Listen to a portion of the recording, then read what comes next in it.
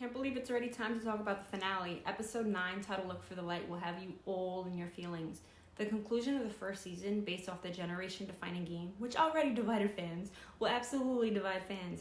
The season finale episode, it follows Joel and Ellie on their final steps of their journey. They finally reach the Fireflies in Salt Lake City. Viewers also get to learn more about Ellie's mother, Anna, who's played by Ashley Johnson. She actually voiced and portrayed Ellie in the game, so it's a perfect fan service to gamers. You'll literally hear Ellie. I had goosebumps watching this entire episode, even though I already knew the outcome. It was so well done and impactful, minus a few minor changes, which I'll get into. The episode starts with Anna running and fighting to protect her unborn baby Ellie. She's fighting off the infected, and is only briefly mentioned in the games and referenced through small hints like Marlene's journal. After all, Ellie's mom is dead in the games, but that doesn't mean that her character wasn't fleshed out. In the show, we get a flashback of Anna, who was bitten, and she's fighting to survive as she literally gives birth to Ellie. Marlene and Anna were revealed to be friends. Marlene, the head of the Fireflies, must kill Anna, and she swears to protect her baby. So Anna, as she gives birth, she leaves a letter for Ellie. She dies a few hours after the birth, but she had written Ellie a letter during this time, and Ellie always carries it with her. So the letter and her mother's switchblade are like the only solid connection that Ellie really has with her mother.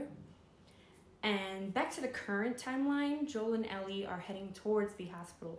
Joel's a lot more talkative now, and he's warm towards Ellie, and the roles are actually reversed. And the show can actually convey this a little better than the games, which is great because Bella and Pedro absolutely nailed this scene and their mannerisms and their emotions. Ellie, who's clearly distracted after the ramifications of the horrifying David attack and how she had to fight for her life. So she's distraught and she's extra quiet. Now Joel's a talkative one.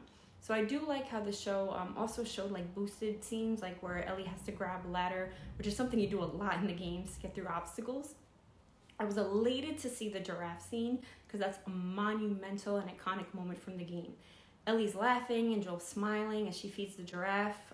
They also have an unforeseen moment where Joel risks having second thoughts about maybe going back to Tommy's. But Ellie's the one who decides to press on because she feels she owes it to the world to finish the mission.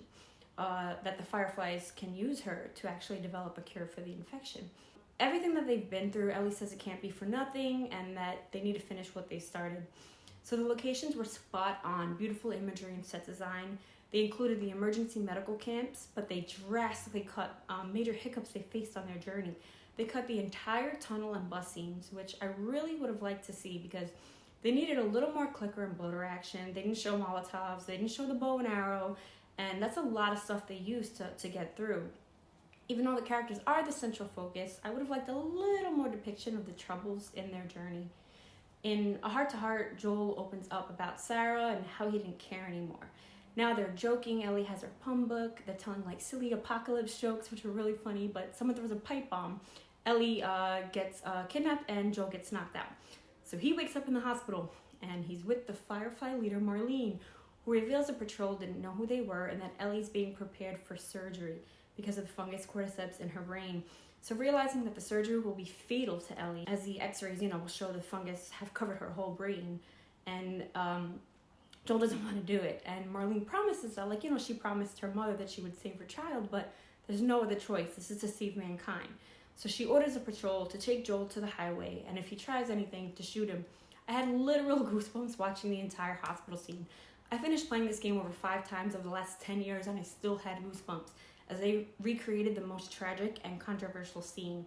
Joel fights off the guards, he takes their guns and shoots them, and then now he's picking them all off one by one on his way to the operating room, and he comes face to face with the head surgeon.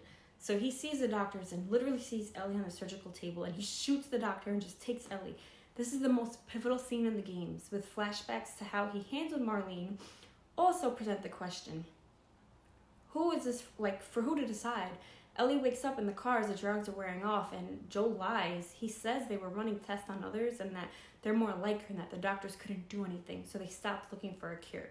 He says there were more others that were immune and that raiders attacked the hospital, but now he's going to take them home. So the flashback scene revealed that he shot Marlene. In this chilling moment, she's literally begging for her life, and Joel doesn't listen. He claims that she's just going to come after them, so he shoots her in the head. Back to the car, it breaks down, so now they're continuing on a hike and they're chatting comfortably. He's talking about Sarah. He says how Sarah would love Ellie and that she would think she's funny. And now Ellie also reveals the first time she killed, which we already knew was Riley, because Ellie felt she had to. But Ellie asks Joel about, and she questions him about what actually happened with the Fireflies, and he swears that he's telling her the truth. But just like the game, Joel is a protagonist, but he's not the hero. Even though we're viewing through his eyes, overall, through his love for Ellie, he doomed the rest of the entire world. Here's a little bit on the game changes and why I think they should have included a little more of the journey progression. After making their way into the city, Joel spots the St. Mary's Hospital, and according to a tape recording they found about the Fireflies and like their last known hideout, and then how they set up a camp at St. Mary's. So now it's like their current base of operations, and after they've been on this long journey, Joel and Ellie are forced to travel underground into a flooded tunnel. So it's loaded with hordes. And Joel and Ellie actually have to climb over an abandoned bus to reach the street, and I'm kind of mad they didn't include this. Joel's attempting to like climb out, and the platform gives way and he falls, so he's trapped. And after he breaks one of the windows on the bus, to rescue Joel, Ellie falls into the water. So now she's unconscious, and he's dragging her and trying to resuscitate her, and that's when the Fireflies find them, and they ask Joel to surrender his weapons. He's panicking, and they knock him out. So I think including that would have been a little more impactful. I definitely understand, having to cut gameplay for television, but I still feel like part of the journey is still getting past all these obstacles and the loads of infected. While the focus can be on human interactions, I would have liked to see more struggle obstacles, like some form of crafting, Joel and Ellie learning how to survive and work together. There were no Molotovs, like no stealth, and it's a little integral to the game. Overall, that's about an hour in the game, so I do understand focusing on the pivotal moments for television. I also wish they focused briefly on Joel's false sense of security for Marlene, because they briefly changed that. As Joel's carrying Ellie in the hospital's parking garage, he's stopped at gunpoint by Marlene, who attempts to reason with him, and she tells him that he's only prolonging Ellie's suffering, that she'll likely be torn apart by Clicker, already been raped and murdered first, so it's like she's kind of trying to fight with him, but he pretends to agree, and he appears to give it some thought.